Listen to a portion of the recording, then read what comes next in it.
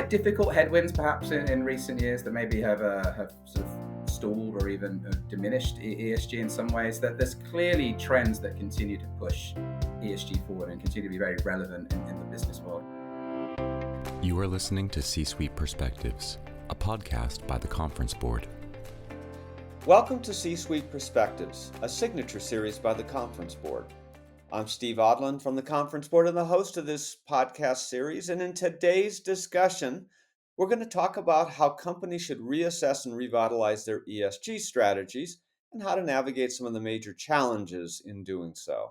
Joining me today is Andrew Jones, Senior Researcher in the ESG Center at the Conference Board. Andrew, welcome. Delighted to be with you, Steve. So Andrew, you just issued this great new report talking about hitting the reset button on ESG.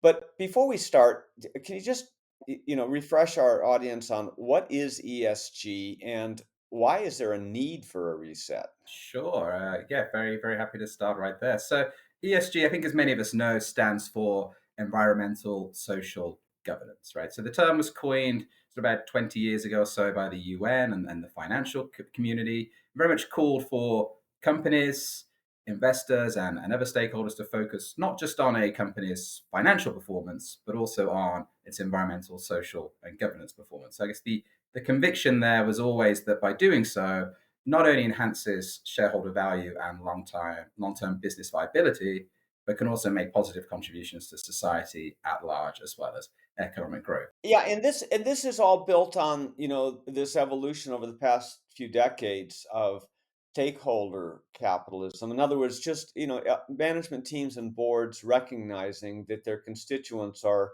multiple: customers, employees, owners, community, environment, and trying to keep all of that in harmony, right? I think that's a really good point. And I agree. Yes, I think when you look at ESG, historically, it was always very much driven by investors and the financial community, right? And then that kind of drive to disclose and act on a wide range of environmental and social issues and risks. But ultimately, there's a very broad stakeholder landscape here, right? Companies have to be attentive to the needs of communities, of their customers, of shareholders. So yeah, I agree that the ESG landscape has evolved a lot over the last few years, and in doing so, I think we've perhaps seen a reorienting and rebalancing of perhaps investor expectations and shareholder expectations and customer expectations as well. Yeah, and so in any kind of effort like this, it's very organic, and things change continuously, and a good system is never set in stone, and I think ESG has been a work in process for a long period of time, and hence this so-called ESG backlash and your paper on hitting the reset button. Talk a little bit about that. Sure. So yeah, I think following on from your previous comments, recognizing that yes, circumstances always evolve and change, and the ESG landscape is perhaps very different today than it was as recently as just a couple of years ago in terms of which stakeholders are driving it and the broader forces shaping its trajectory, including, as you mentioned, backlash and politicization. I think the recognition that in such a fast changing and shifting landscape, corporate ESG strategies and goals always need to be, to use that great term used, organic and attuned to current developments and adaptable to new stakeholder needs and market conditions. So in our new report, we use the language of companies should consider hitting the reset button on ESG. What we really mean by that is as societal, regulatory, and market dynamics continue to evolve, it's extremely valuable right now for business leaders to revisit, reevaluate, and refresh their ESG frameworks, strategies, and initiatives to make sure they stay relevant in fast-changing and uncertain times. So you're not saying that people should stop focusing on ESG? On the contrary, I think actually we recognise that sort of despite difficult headwinds perhaps in recent years that maybe have sort of stalled or even diminished ESG in some ways, that there's clearly trends that continue to push ESG forward and continue to be very relevant in the business world, including obviously regulatory developments, which perhaps we'll come on to later on, continued investor appetite, perhaps being a little quieter, and ultimately continued recognition in corporate boardrooms and C-suites that ESG related risks do have real implications for the business in terms of continuity, performance, reputation. So no, we expect a continued focus on ESG, but it's definitely time perhaps to reflect on what we're trying to achieve and how best we're trying to achieve it. So why has there been some pushback recently on company ESG efforts? So I think it's a really good question. So I think first of all, we mentioned sort of investors are perhaps a little quieter right now than they have been in the past.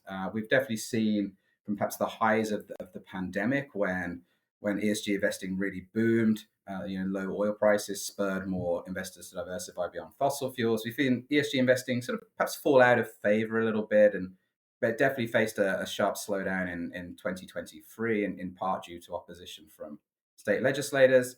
We've also seen, as you mentioned, ESG itself become a highly politicized acronym and issue area, which I think has halted some of the field's momentum and introduced greater levels of uncertainty into the mix. And I think we can definitely say more on that backlash as we go through this discussion.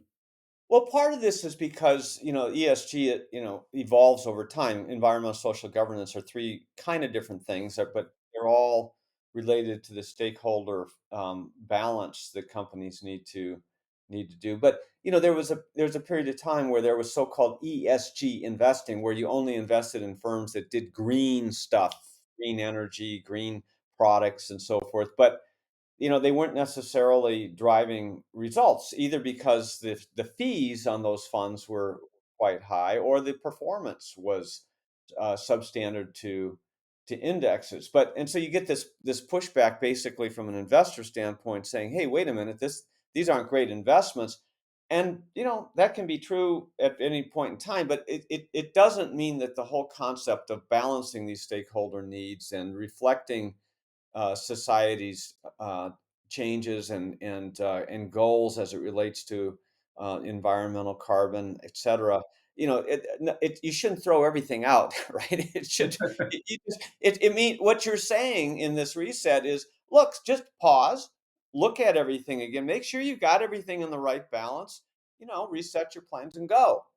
That's I think that's a really nice way to put it. That yeah, these there's been some pushback and some headwinds against ESG, but perhaps actually you can also look at it that that's maybe a natural course correction, and also that perhaps ESG did almost run unopposed for a few years, and that as we've seen, as initiatives have matured and we've seen results and we've been able to see particularly investment performance, that yeah we can have a more perhaps realistic and pragmatic and mature view of ESG while continuing to recognize its significance and its importance to core business purpose and strategy. Yeah, and I think anytime that political correctness comes in, and you go, well, you can't question ESG strategies because of political correctness. Well, that's wrong. I mean, again, with the organic nature of these things, you have to be able to reassess and question. And I think that's really the point of your paper. Everybody needs to just kind of calm down here, look at things, and understand the original goals of all of these programs.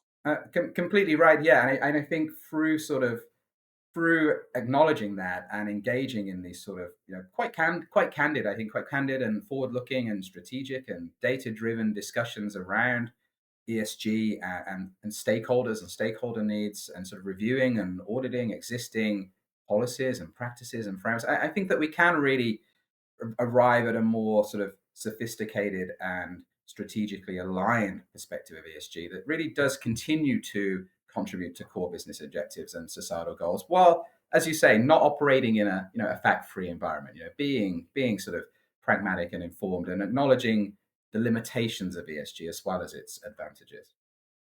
And sometimes ESG gets conflated with DEI, diversity, equity, and inclusion efforts, which are part of, corporate citizenship, workforce, and so forth. And we're not going to talk about DEI. That's not the purpose of today's conversation. But that has a whole separate set of issues. But when you conflate them, the whole thing gets tossed in the air, and it's not really fair to link these things. Agreed, and I think you make a really good point, because often when we talk about the pushback or the backlash against ESG, it's typically focused on some hot button S issues, right, and to some extent hot button E issues as well. It's typically less focused on G. Not there isn't some pushback against G as well. So I think you're right that under that umbrella of sort of culturally or politically sensitive social issues. We can often conflate ESG with all kinds of things, including, as you say, DEI,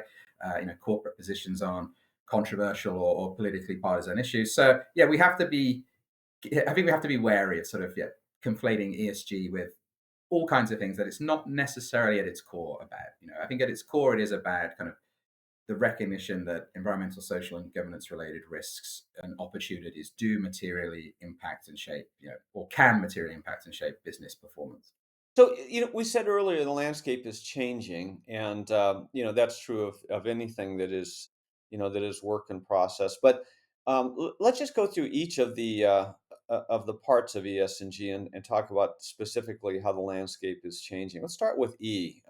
Clearly you can't look at the environmental situation without thinking about climate change, without blaming anybody. But climate seems to be changing. Mm, And there are agreements in nations on how to deal with that, including the Paris Accords and zero carbon emissions by 2050. And companies are trying to align with broad national commitments with mm. their own company commitments, and that's really been the focus of the E part in the last few years. Would you agree?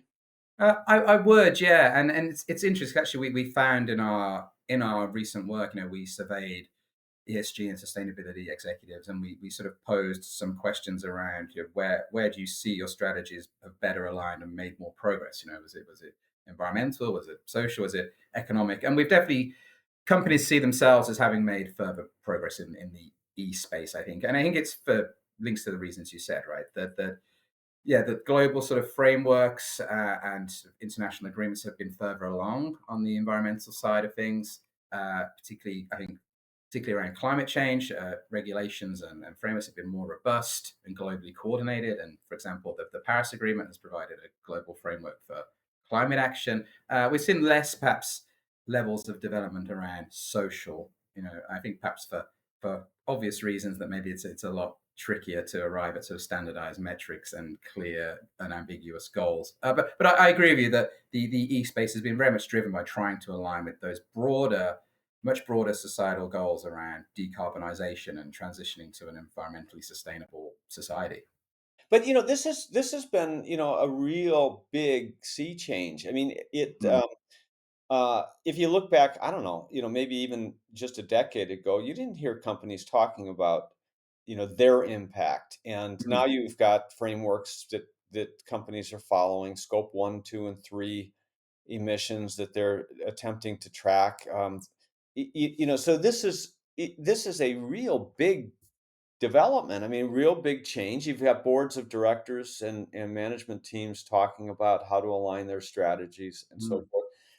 This all seems very constructive, isn't it? I think it's an enormous change, and a very historically recent one. And I think it plays out in all kinds of interesting ways. And as you said, yeah, this alignment with broader sort of international and national agreements, setting whether 2030 or 2050, net zero targets. These are a huge development, and I think it is all broadly very constructive, right? This is only how we, as a society, collectively get to, I guess, where we want to be in terms of addressing key challenges such as climate change. But it's also incredibly complex, right?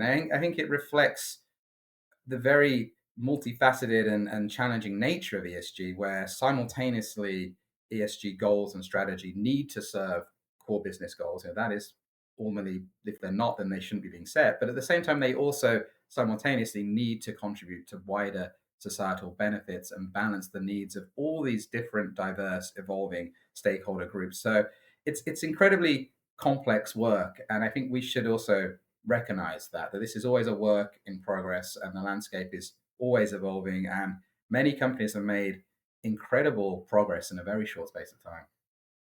Yeah, and as one who remembers marching in the very first Earth Day in April of 1970, and rivers catching on fire, pollution so thick, we had orange air.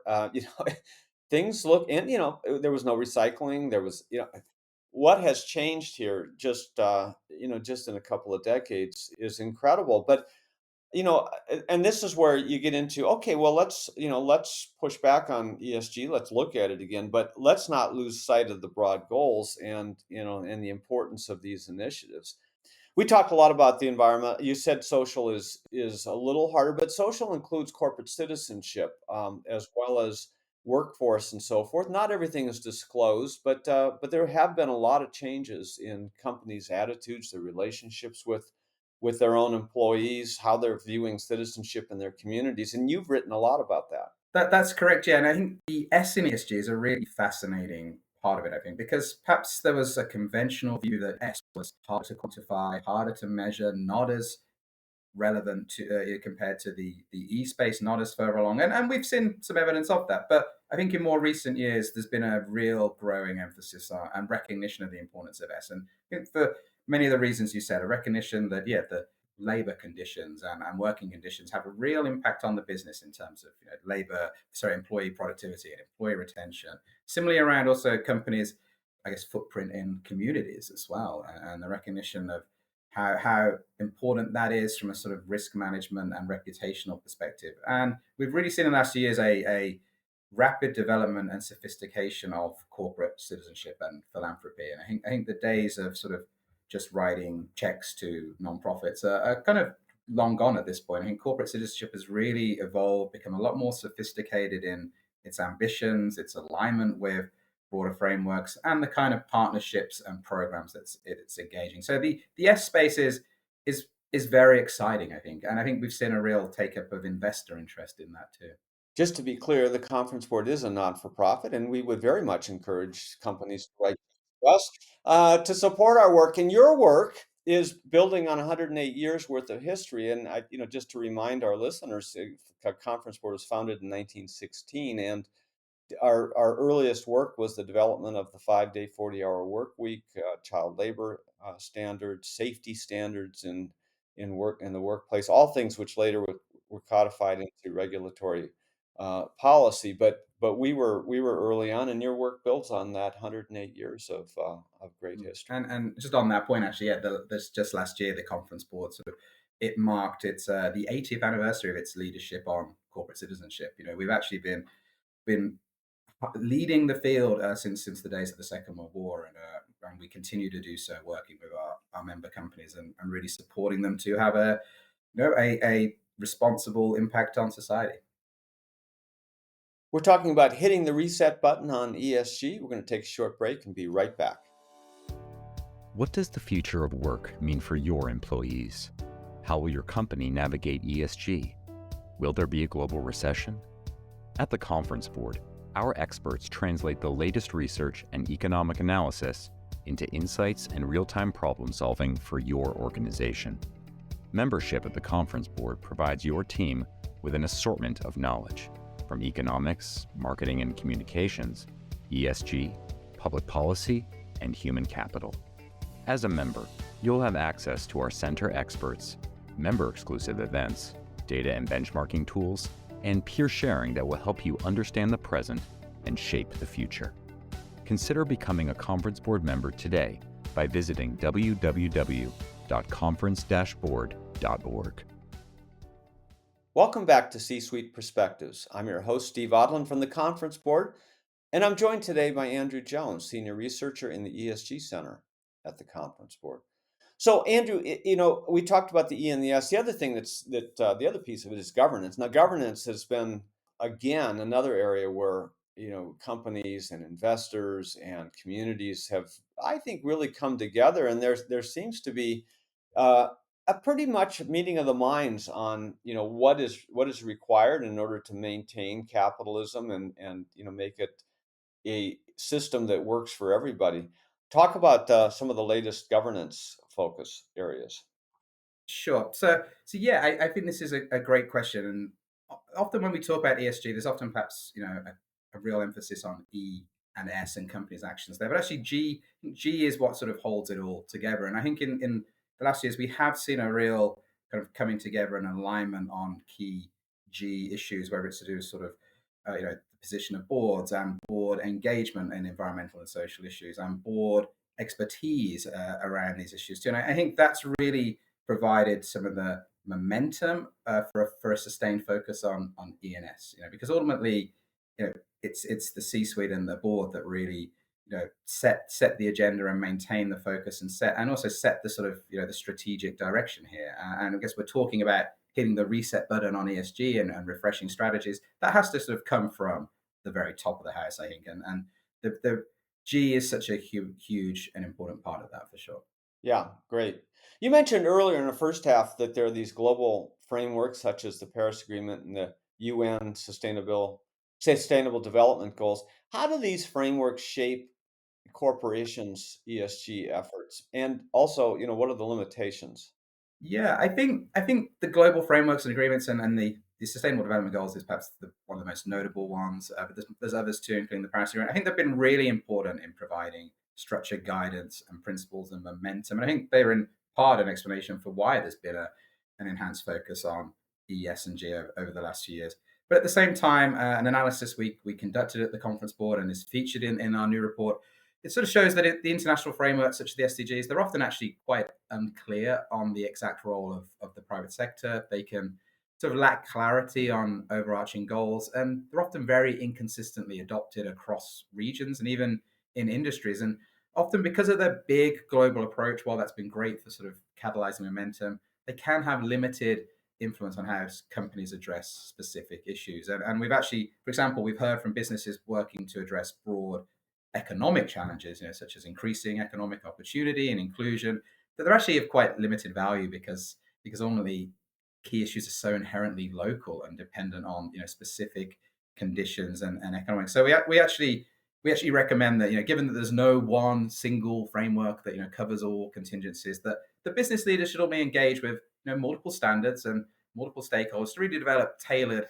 customized strategies that do connect to these big global challenges, but are ultimately rooted in their specific contexts and their specific markets. Yeah, now another tension point is the public sector influence here and engagement. And, these frameworks come from the public sector or NGOs, but regulatory schemes also come from the public sector. And they're often, not right for any specific company Mm, or industry. So you've been very clear in your writing that there's got to be this public-private partnership, which mm. is a delicate balance. For sure, but you have to have some flexibility in here, and you have to work together, and remember that there are common goals. Talk about how companies can work closer with regulatory agencies. Yeah. Yeah, we do talk about this a bit in quite a lot of our work at the ESG Center. Actually, I think that stems from a recognition that when we're talking about these broad challenges, whether it's climate change, economic exclusion, these are broad systemic issues that you can't address alone. You do have to work in alliance, and clearly, government and the public sector is a important player. But as you say, it is delicate as well. I think they're not always natural partners. But I think they do, if you can find the sort of the right mix and the right balance, you can leverage the best of both sides, right? That the governments can implement policies and frameworks and sort of the infrastructure, and companies in turn can leverage their capacity for innovation and efficiency to catalyze impact. So I think to sort of bring about closer collaboration in practice, I think you have to sort of start with clearer lines of communication, right? And that might be establishing joint task force, is public-private partnerships, regular stakeholder meetings, and it's ultimately about sort of fostering transparency, gaining a better understanding of what each side is doing, which in turn allows perhaps companies to plug in and align with broader governmental initiatives and ensure that both sides work towards common objectives. But I think there's still a lot of work to be done in that space, but we're definitely seeing some interesting developments in recent years. Well, anytime that an agency writes a regulation, it hopefully cures something. That the benefits outweigh the cost. So that's what we've called um, for sure. But there are also these unintended consequences, and this is why it's important. But regulators get criticized when they engage directly with businesses because they say, well, then it's the regulated, driving it, and there's crony capitalism, or they're lobbyists involved. So you get all of this friction that's thrown in here. But I think you got to stand back and you got to say, look, the best regulatory frameworks, the best regulations are drawn when you've got input and you understand. understand that in fact, when implemented, that the benefits will outweigh the costs, and they're implementable. You don't want this gotcha mentality where you're constantly just fining businesses for things. You really want change. You want it to be productive. I completely agree. I think really well put. And I think ultimately, yeah, the kind of the best case scenarios, I think, where you have sort of smart, forward-looking, pragmatic, regulation and sort of regulatory frameworks and legislation that in turn can sort of provide a conducive environment for catalyzing private sector investment, right? And I think that's ultimately how, when we talk about some of these intractable challenges, that's how you ultimately scale up and have lasting sustainable impact. And I think I agree that it's about a sort of a recognition of working towards that mutual understanding and common cause for impact in a pragmatic and actionable way. Now, a lot of companies operate not just in one region or one country, and as they do so, they often run into conflicting regulatory schemes or frameworks. How can companies work across geographies to make sure that their strategies are meeting the societal and governmental needs more broadly, across different borders? Yeah, this is a great question because normally if we're talking about ESG strategy or strategy in general, it can look very different, right, across borders, across regions, across geographies, and I think normally companies need to ensure they understand their local context, right, and that they're tailoring and customizing their initiatives, and this has to begin with some kind of deep analysis of the socioeconomic conditions, the cultural norms, the regulatory landscapes, which are rapidly evolving globally, and perhaps the unique E, S, and G challenges unique to each market. And actually, in our recent report, we actually have we have a little sort of further focus on how companies need to be particularly aware of volatility and the rule of law in the different markets where we operate. And the rule of law is obviously particularly important. Companies rely on a stable and trustworthy legal environment to make long-term sustainable investments. And CEOs recognize this. And actually, in the conference board's annual C-suite outlook survey this year, actually showed that CEOs in both the US and Europe consider the rule of law to be a top 6 ESG priority. So there's definitely a recognition of the importance of maintaining a focus on the rule of law and even helping to foster a stronger rule of law. So I think, yeah, companies ultimately need to be very attuned to the markets in which they operate and also particularly the varying international regulations as well.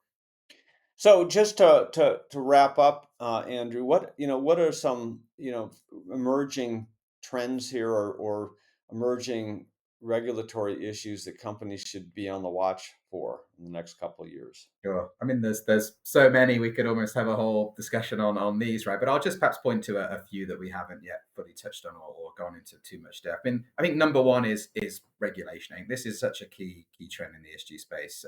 And there's as we mentioned, the regulatory landscape is evolving globally.